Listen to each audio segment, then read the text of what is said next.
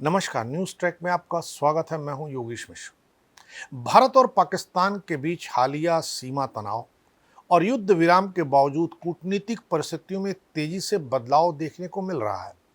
ऐसे में तुर्की और अजरबैजान जैसे देशों की भूमिका और उनका पाकिस्तान को समर्थन भारतीय विदेश नीति, व्यापार और पर्यटन प्रत्यक्ष प्रभाव डाल रहा है। विशेष रूप से तुर्की द्वारा पाकिस्तान को सैन्य सहयोग, ड्रोन आपूर्ति और कूटनीतिक समर्थन ने भारत में इन देशों के प्रति जन असंतोष को जन्म दिया है, जिसका असर भारतीयों की यात्रा योजनाओं से लेकर आयात निर्यात तक में दिखाई दे रहा है। राजनीतिक स्तर पर भारत और तुर्की के संबंध सामान्यतः सौहार्दपूर्ण रहे हैं, लेकिन कुछ खास मुद्दों पर मतभेद भी समय समय पर सामने आए हैं। खासकर कश्मीर को लेकर तुर्की ने कई बार पाकिस्तान का समर्थन किया है, जिससे भारत की कूटनीतिक असहजता बढ़ी है। 2019 में जम्मू कश्मीर से अनुच्छेद 370 हटाए जाने के बाद तुर्की के राष्ट्रपति रेचेप तैयप एर्दोगन ने संयुक्त राष्ट्र में भारत विरोधी टिप्पणी की थी, जिसे भारत ने दृढ़ता से खारिज करते हुए तुर्की से स्पष्ट किया कि कश्मीर भारत का आंतरिक मामला है। भारत ने तुर्की की इन टिप्पणियों के जवाब में आर्मेनिया, ग्रीस और साइप्रस जैसे देशों के समर्थन में अपनी कूटनीतिक भाषा को कड़ा किया, जो तुर्की के पारंपरिक विरोधी रहे हैं। इस कूटनीतिक प्रतिक्रिया को संतुलित विरोध कहा गया, क्योंकि भारत ने अपने रणनीतिक और व्यापारिक हितों को संतुलन में रखते हुए तुर्की से संबंध पूरी तरह तोड़े नहीं। वहीं दूसरी ओर कई ऐसे अवसर भी रहे जब दोनों देशों ने कूटनीतिक संवाद को आगे बढ़ाया।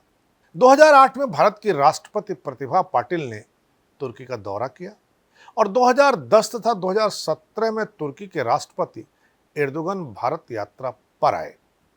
इन यात्राओं के दौरान आतंकवाद विरोधी सहयोग, व्यापार, शिक्षा, संस्कृति, विज्ञान और तकनीकी जैसे विषयों पर बातचीत हुई।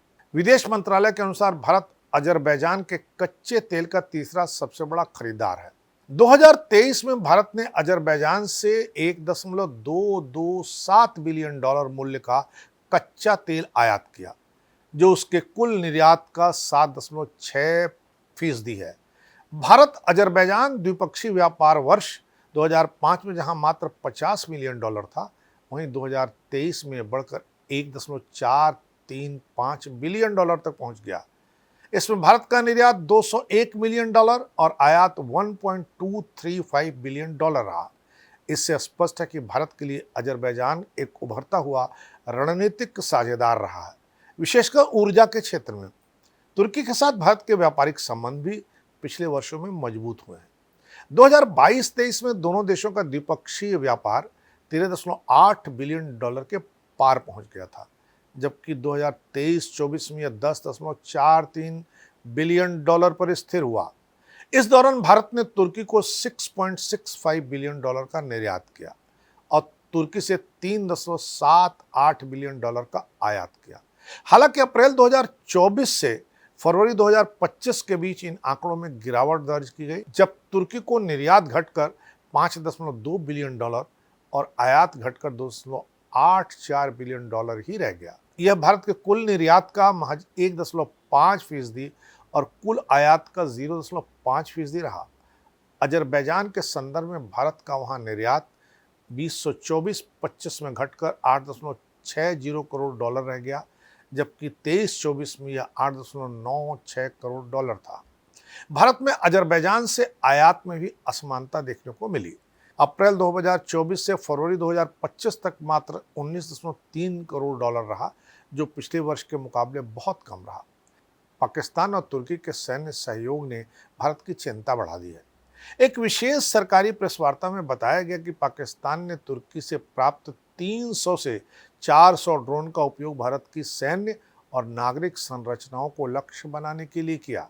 ये ड्रोन भारत की पश्चिमी सीमा पर कई स्थानों पर हवाई क्षेत्रों का उल्लंघन करने के लिए प्रयोग किए गए, जिनमें लेह से लेकर गुजरात के सर क्रीक तक के क्षेत्र शामिल हैं।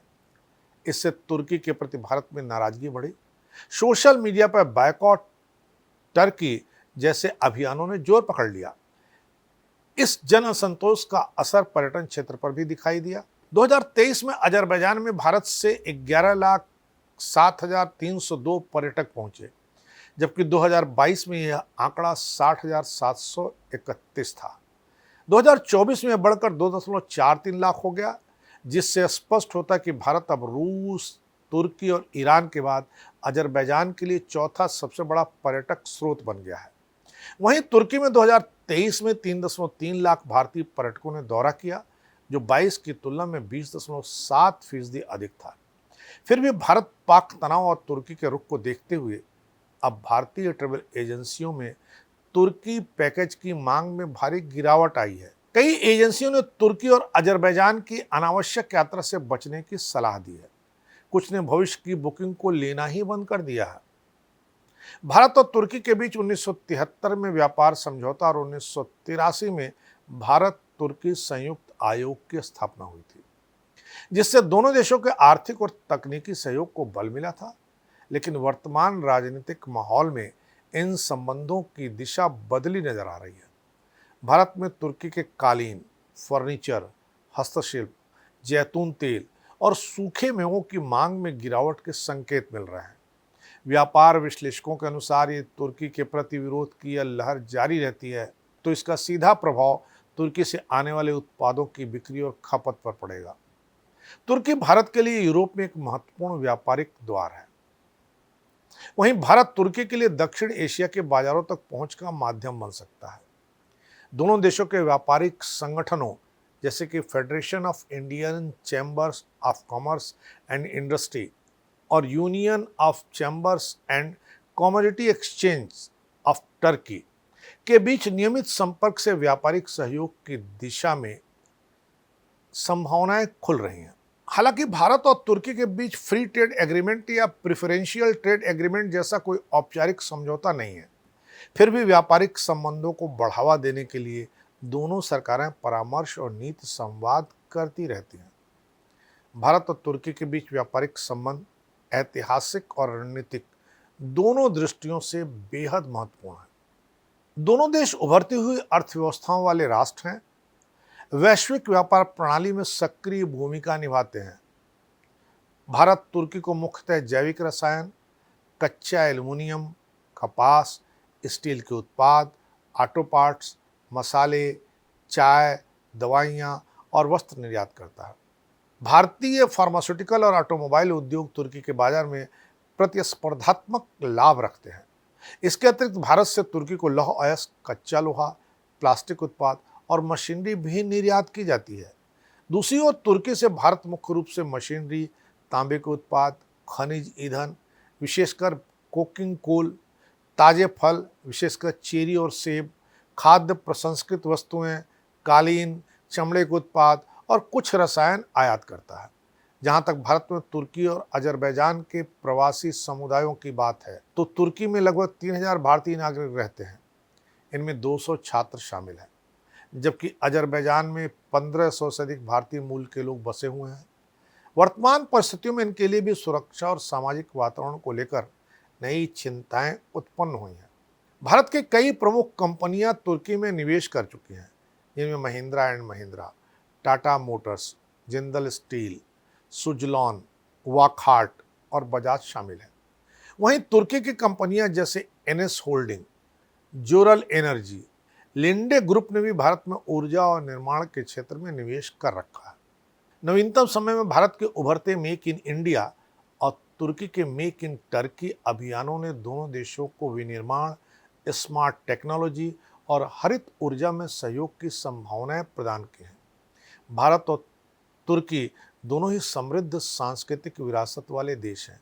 संगीत, नृत्य, साहित्य, व्यंजन और वास्तुकला के क्षेत्र में दोनों देशों की पारंपरिक विशेषताएं आकर्षण का विषय रही हैं। भारतीय फिल्मों की लोकप्रियता तुर्की में काफ़ी बढ़ी है। शाहरुख खान, आमिर खान और ऋतिक रोशन जैसे सितारों की फिल्मों को तुर्की में खूब सराहा जाता है।